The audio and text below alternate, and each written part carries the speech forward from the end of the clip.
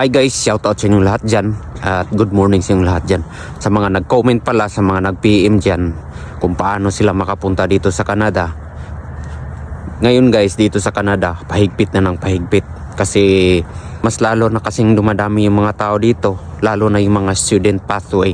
Kasi pinakamabilis kasi dito makapunta sa Canada yung mga student pathway. Kaya medyo na ngayon naghihigpit yung Canada. At saka, wag lang kayo mawala ng pag-asa kasi dito sa ibang province sa Canada, mayroon din nakapasok na mga kababayan natin galing sa mga agencies.